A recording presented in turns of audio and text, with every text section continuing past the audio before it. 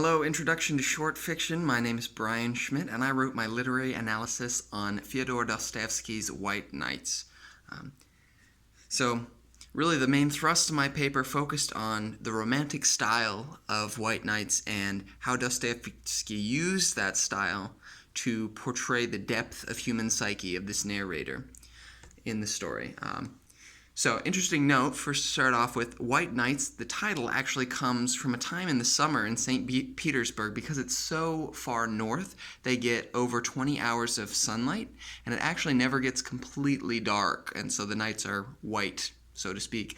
And it's supposed to be a very whimsical, romantic time.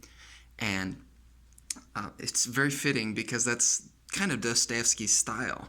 He's very romantic, just like right away from how he goes on and on, how his language, it's very vivid, it's idealized, it's reality, but it's a bit surreal, almost like a dream.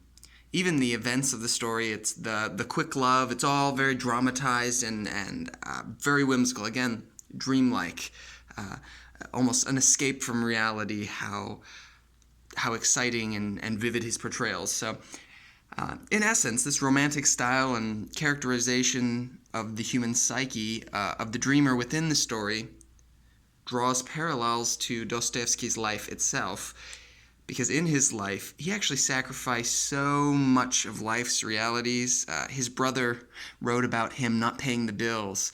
He never maintained a steady income for a long period of time because all he wanted to do was write. So he sacrificed all of these things that would be reality to create worlds that are outside of reality. And that's a theme we see throughout White Nights. Yet strangely, almost ironically, some of his best stories portray reality in some idealized form, as they have in White Nights.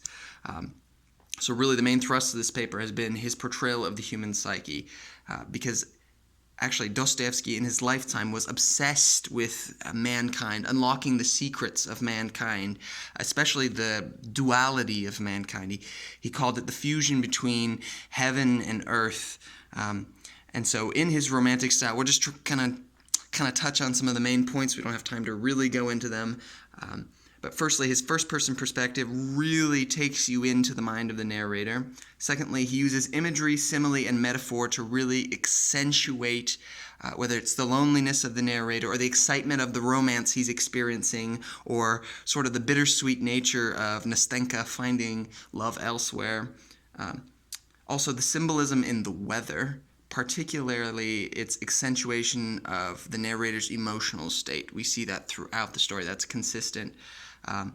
Another big tool that Dostoevsky employs is the foreshadowing of the narrator's loss and isolation. Right from the start, there's a sense in which through some hyperbolic language, we get the sense that the narrator is very much alone, living in this illusion, this dream world of having friends, even among the houses of St. Petersburg. It's very evident right away he's very lonely, and at the end of the story, it also ends in isolation, just as it's begun. And throughout the story, that isolation and that abandonment is being foreshadowed. There's a lot of irony in the story, which really portrays especially the complexity of the human psyche. Dostoevsky really gets that, and he makes you feel it, let's just say. And finally, the dreamer's struggle between imagination and real life.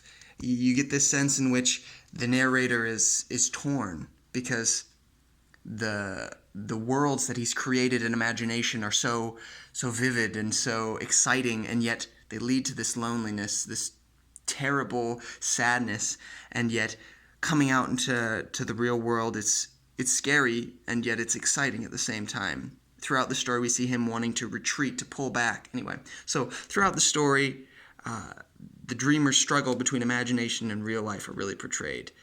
That's all the time I have. I've gone over time already, I'm sure. But yeah, Dostoevsky's White Nights. Thanks, guys.